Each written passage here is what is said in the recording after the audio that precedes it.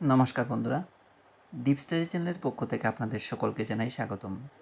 আজকে আবারও আমি টিটেড পেপার 2 এর জন্য বাছাই করা এবং exam oriented most important 30 history questions আপনাদের সামনে নিয়ে এসেছি। আশা করছি এই ভিডিওটা আপনাদের এক্সাম প্রিপারেশনের জন্য অনেকটা হেল্পফুল হবে। তো শুরু করছি আজকের ভিডিও প্রথম কোয়েশ্চেন্স দিয়ে, যেখানে বলা হয়েছে কোন মাসে ত্রিপুরায় মাই মিতা উৎসব পালিত হয়। মনে রাখবেন, ভাদ্র আশ্বিন মাসে কিন্তু ত্রিপুরায় মাই মিতা উৎসব পালিত হয়। এই কোয়েশ্চেনটা অত্যন্ত ইম্পর্টেন্ট কোয়েশ্চেন, অবশ্যই মনে রাখবেন, আসার অনেকটাই পসিবিলিটি রয়েছে। তো মাই মিতা উৎসব পালিত হয় ত্রিপুরায় ভাদ্র আশ্বিন মাসে। তারপর আমরা মুভ করছি 2 নম্বর কোয়েশ্চেনের দিকে, যেখানে বলা হয়েছে ত্রিপুরী সমাজে প্রচলিত গঙ্গা পূজার অন্য নাম কি। তো মনে রাখবেন, ত্রিপুরী সমাজে যে গঙ্গা পূজা প্রচলিত হয় সেই পূজাটা অন্য নাম আছে, সেই পূজার অন্য নাম হচ্ছে তুইমা বা তুইমা নামে পরিচিত পূজার নাম কি। যদি আসে অবশ্যই আপনারা চুজ করবেন গঙ্গা পূজা, ঠিক আছে। এটাও কিন্তু অত্যন্ত গুরুত্বপূর্ণ কোয়েশ্চেন। প্রত্যেকটা কোয়েশ্চেনই আমি ইম্পর্টেন্ট এবং এক্সাম ওরিয়েন্টেড রাখার চেষ্টা করেছি, যাতে করে আপনারা সেগুলো ফেস করতে পারেন এবং এক্সামে যাতে সেগুলো আসে এবং সঠিক আনসারটা সিলেকশন করতে সমর্থ হন। তারপর আমরা মুভ করছি 3 নম্বর কোয়েশ্চেনের দিকে, যেখানে বলা হয়েছে কোন মাসে ত্রিপুরায় খার্চি উৎসব সম্পন্ন হয়। তো মনে রাখবেন, ত্রিপুরায় যে খার্চি উৎসব পালন করা হয় সেটা কিন্তু হয় আষাঢ় মাসে, ঠিক আছে। আষাঢ় মাসে ত্রিপুরায় খার্চি উৎসব সম্পন্ন হয়। তারপর আমরা মুভ করছি 4 নম্বর কোয়েশ্চেনের দিকে, যেখানে বলা হয়েছে ত্রিপুরায় প্রচলিত খার্চি আসলে কার পূজা। তো মনে রাখবেন, এটাও কিন্তু অত্যন্ত গুরুত্বপূর্ণ একটা কোয়েশ্চেন। ত্রিপুরায় প্রচলিত খার্চি আসলে যার পূজা সেটা হচ্ছে পৃথিবীর পূজা, ঠিক আছে। পৃথিবীর পূজা হচ্ছে খার্চি। তারপর আমরা মুভ করছি 5 নম্বর কোয়েশ্চেনের দিকে, যেখানে বলা হয়েছে কোন মুঘল সম্রাটের চিত্রশালায় পার্সিক, তুর্কি ও হিন্দু শিল্পীরা একসঙ্গে কাজ করতেন। খুব ইম্পর্টেন্ট এই কোয়েশ্চেনটা, অত্যন্ত গুরুত্ব সহকারে মাথায় রাখবেন এই কোয়েশ্চেন, কারণ আসার অনেকটাই পসিবিলিটি রয়েছে। এই ধরনের কোয়েশ্চেন কিন্তু আমরা বিগত বছরে টিটেড পেপারে দেখেছিলাম, ঠিক আছে। তো সেই কথা মাথায় রেখে এখানে তুলে ধরা।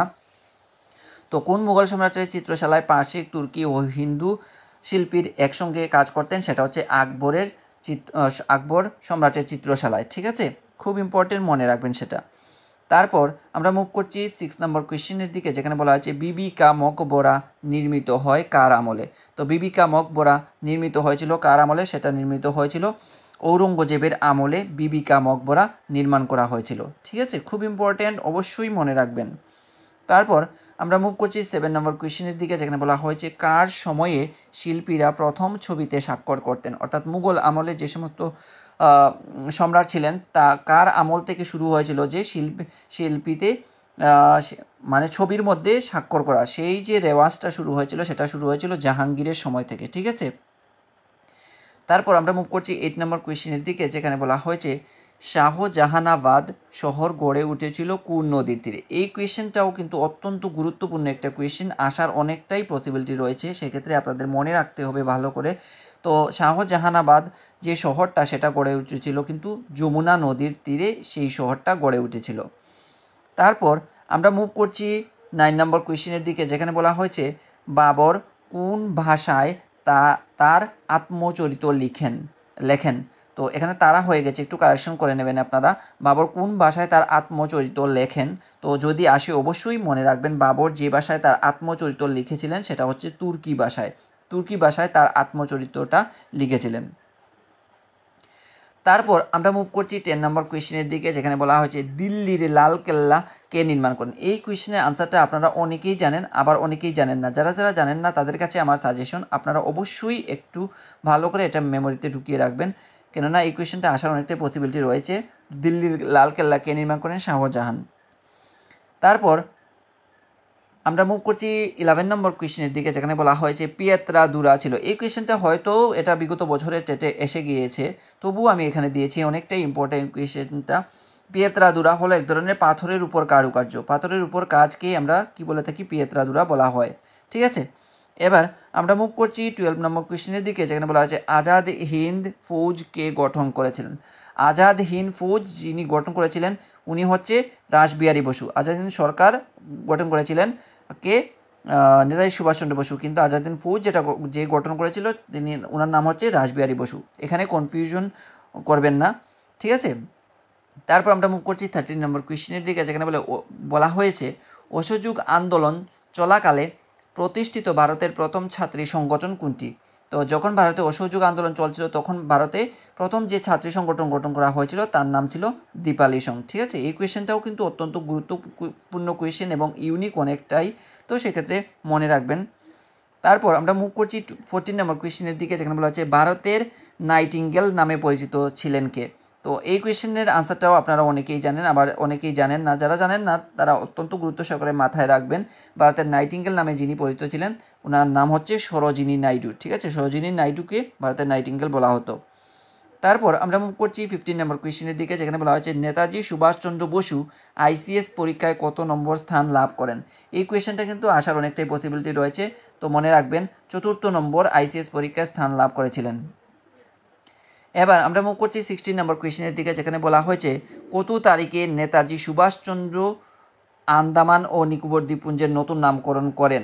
তো এই যে আন্দামান ও নিকোবর দ্বীপপুঞ্জের শহীদ দ্বীপ ও স্বরাজদ্বীপ নাম রেখেছিলেন কে? নেতাজি সুভাষচন্দ্র বসু। এই কোয়েশ্চেনটা কিন্তু বিগত বছরে এসে গিয়েছিল যে শহীদ দ্বীপ ও স্বরাজদ্বীপ কোন দুটি দ্বীপপুঞ্জের নাম রেখেছিলেন?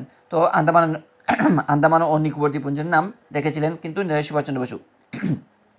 কিন্তু এই কোয়েশ্চেনটাকে আমি একটু ঘুরিয়ে দিয়েছি, কত তারিখে নেতাজি সুভাষচন্দ্র বসু আন্দামান নিকোবর দ্বীপপুঞ্জের নতুন নামকরণ করেছিলেন। এই কোয়েশ্চেনটাও কিন্তু আসার সম্ভাবনা রয়েছে, যদি আসে অবশ্যই আপনারা চুজ করবেন 31 ডিসেম্বর 1943 খ্রিস্টাব্দে কিন্তু নেতাজি সুভাষচন্দ্র বসু আন্দামান ও নিকোবর দ্বীপপুঞ্জের নামকরণ করেছিলেন এবং সেটা নামকরণ করে তার নাম রেখেছিলেন শহীদ দ্বীপ ও স্বরাজদ্বীপ। ঠিক আছে, এবার আমরা মুভ করছি 17 নম্বর কোয়েশ্চেন, যেখানে বলা হচ্ছে মুঘল সাম্রাজ্যে জিন্দাপির বলা হতো কাকে? খুব ইম্পর্টেন্ট এই কোয়েশ্চেনটাও, অত্যন্ত গুরুত্ব সহকারে মাথায় রাখার চেষ্টা করবেন। মুঘল সাম্রাজ্যে জিন্দাপির বলা হতো যাকে, তার নাম হচ্ছে ঔরঙ্গজেব। ঠিক আছে, এবার আমরা মুভ করছি 18 নম্বর কোয়েশ্চেনের দিকে, যেখানে বলা হচ্ছে শের শাহের প্রকৃত নাম কি?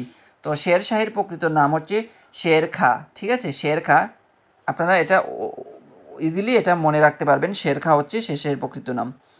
এবার আমরা মুভ করছি 19 নম্বর কোয়েশ্চেনের দিকে, যেখানে বলা হচ্ছে মুঘল আমলে আইন শৃঙ্খলা রক্ষা ও বিদ্রোহ দমনের দায়িত্বপ্রাপ্ত কর্মচারী কে ছিলেন?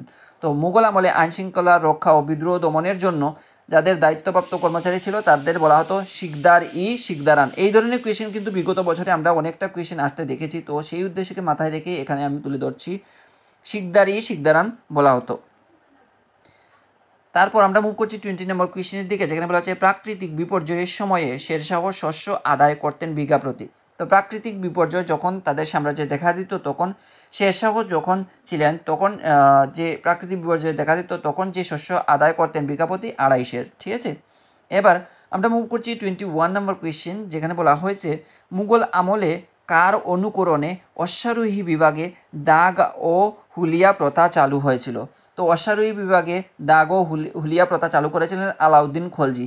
আলাউদ্দিন খলজির অনুকরণেই কিন্তু অশ্বারোহী বিভাগে দাগ ও হুলিয়া প্রথার প্রবর্তন হয়েছিল। খুব ইম্পর্টেন্ট এই কোয়েশ্চেনটাও, অত্যন্ত গুরুত্ব সহকারে মাথার মধ্যে রাখবেন, আসার অনেকটাই পসিবিলিটি রয়েছে।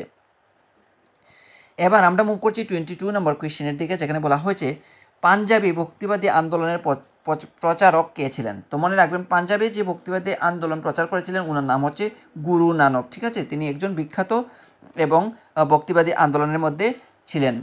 এবার আমরা মুভ করছি 23 নম্বর কোয়েশ্চেনের দিকে, যেখানে বলা হচ্ছে দিল্লির প্রথম সুলতান কুতুবউদ্দিন আইবক দিল্লি জয়ের স্মারক হিসাবে কোন মসজিদ নির্মাণ করেছিলেন? তো দিল্লির প্রথম সুলতান কুতুবউদ্দিন আইবক তিনি দিল্লি জয় করার ফলস্বরূপ যে মসজিদটা নির্মাণ করেছিলেন ওই মসজিদটার নাম হচ্ছে কুয়াতুল ইসলাম মসজিদ, বা পরীক্ষা থেকে এইভাবেও কোয়েশ্চেনটা আসতে পারে কুয়াতুল ইসলাম মসজিদের নির্মাতা কে ছিলেন?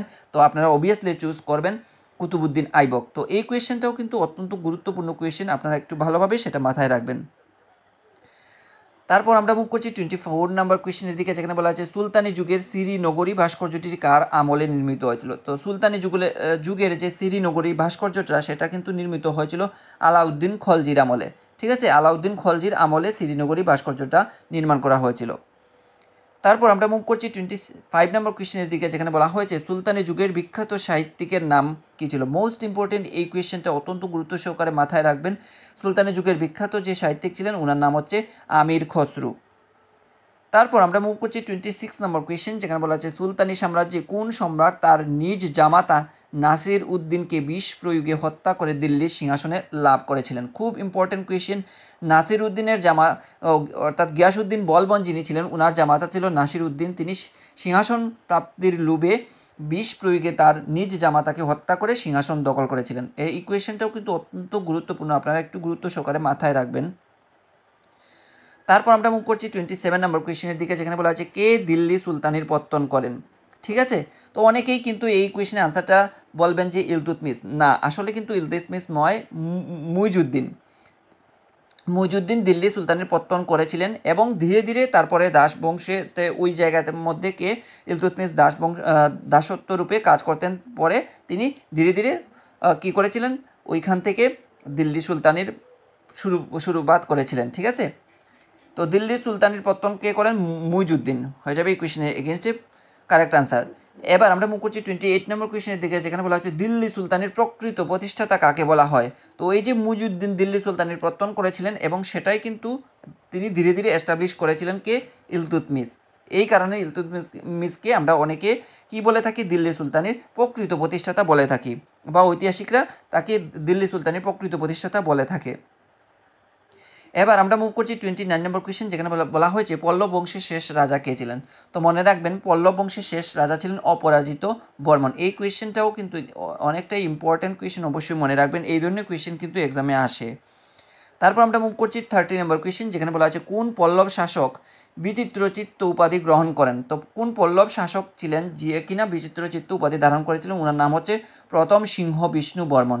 প্রথম সিংহ বিষ্ণু বর্মন যিনি ছিলেন উনি কিন্তু প্রথম বিচিত্রচিত্ত উপাধি ধারণ করেছিলেন। তো এই ছিল হিস্ট্রি থেকে বাছাই করা মোস্ট ইম্পর্ট্যান্ট 30 হিস্ট্রি কোয়েশ্চেন্স। আশা করছি এই কোয়েশ্চেন্সগুলো আপনাদের এক্সাম প্রিপারেশনের জন্য অনেকটা হেল্পফুল হয়েছে। আর যদি ভিডিওটা ভালো লেগে থাকে তবে অবশ্যই একটা লাইক, কমেন্ট, শেয়ার এবং সাবস্ক্রাইব করে দিয়ে ডিপ স্টাডি চ্যানেলের সঙ্গে জুড়ে থাকার চেষ্টা করবেন। ধন্যবাদ সবাইকে, আপনারা সবাই ভালো থাকুন, সুস্থ থাকুন, আর সুস্থভাবে আপনাদের এক্সাম প্রিপারেশনকেও চালিয়ে নিয়ে যান এই কামনাই করছি। দেখা হবে পরবর্তী আরও একটি নতুন ভিডিওর সঙ্গে।